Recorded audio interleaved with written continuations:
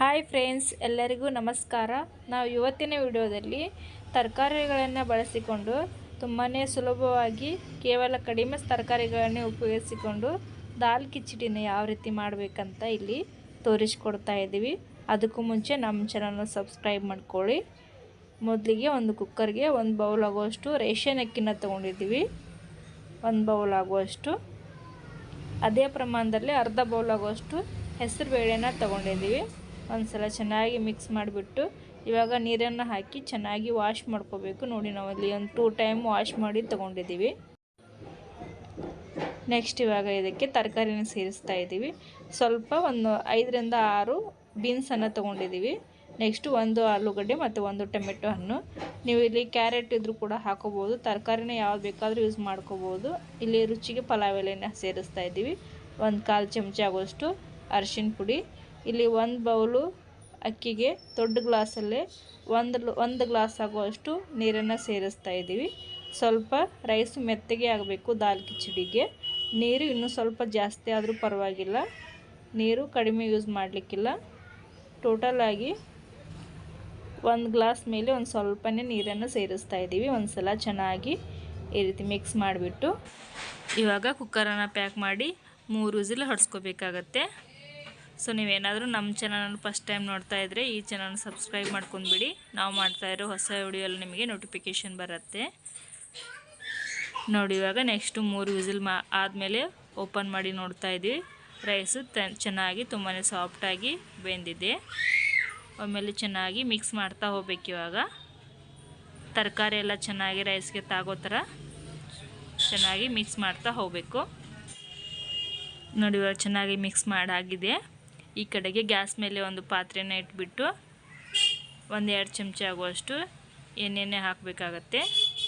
ಸ್ವಲ್ಪ ಎಣ್ಣೆ ಜಾಸ್ತಿ ಯೂಸ್ ಮಾಡೋರಾದರೆ ಇನ್ನೊಂದು ಟೇಬಲ್ ಸ್ಪೂನಷ್ಟು ಕೂಡ ಎಣ್ಣೆ ಯೂಸ್ ಮಾಡ್ಕೋಬೋದು. ಸ್ವಲ್ಪ ಎಣ್ಣೆ ಬಿಸಿ ಆಗೋವರೆಗೂ ವೆಯ್ಟ್ ಮಾಡಬೇಕಾಗತ್ತೆ. ಎಣ್ಣೆ ಬಿಸಿ ಆದ ನಂತರ 1 ಚಿಟಿಕೆದಷ್ಟು ಸಾಸಿವೆ ಮತ್ತು 1 ಚಿಟಿಕೆದಷ್ಟು ಜೀರಿಗೆನ ಸೇರಿಸ್ತಾ ಇದ್ದೀವಿ. 1 ಕೆಂಪು ಮೆಣಸನ್ನು ಯೂಸ್ ಮಾಡ್ತಾ ಇದ್ದೀವಿ. ಖಾರ ಸ್ವಲ್ಪ ಜಾಸ್ತಿ ತಿನ್ನೋರಾದರೆ ಇನ್ನೊಂದು ಮೆಣಸು ಕೂಡ ಯೂಸ್ ಮಾಡ್ಕೋಬೋದು.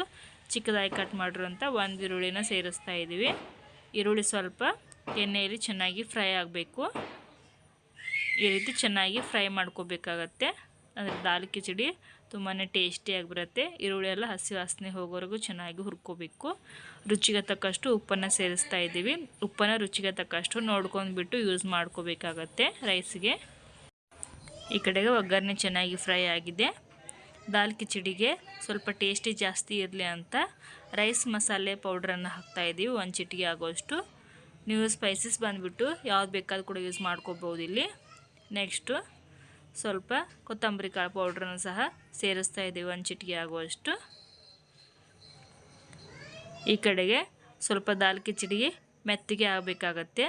ಅದಕ್ಕೋಸ್ಕರ ಸಣ್ಣ ಲೋಟದಲ್ಲಿ 1 ಲೋಟ ಆಗುವಷ್ಟು ನೀರನ್ನು ಸೇರಿಸ್ತಾ ಇದ್ದೀವಿ.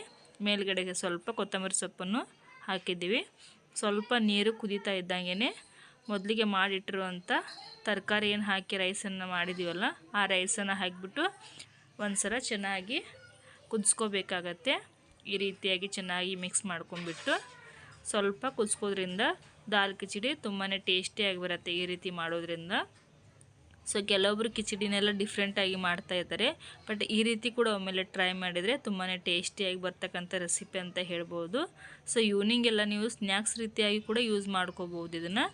ನೋಡಿದ್ರಲ್ಲ ಫ್ರೆಂಡ್ಸ್, ಇವಾಗ ತರಕಾರಿಗಳನ್ನೇ ಬಳಸಿಕೊಂಡು ತುಂಬಾ ಟೇಸ್ಟಿಯಾಗಿ ಮತ್ತು ಕೇವಲ ಕಡಿಮೆ ತರಕಾರಿನ ಯೂಸ್ ಮಾಡ್ಕೊಂಡ್ಬಿಟ್ಟು ದಾಲ್ ಕಿಚಡಿನ ಇಷ್ಟೊಂದು ಟೇಸ್ಟಿಯಾಗಿ ಯಾವ ರೀತಿ ಮಾಡಬೇಕಂತ ನಾವಿಲ್ಲಿ ವಿಡಿಯೋದಲ್ಲಿ ತೋರಿಸ್ಕೊಟ್ಟಿದ್ದೀವಿ.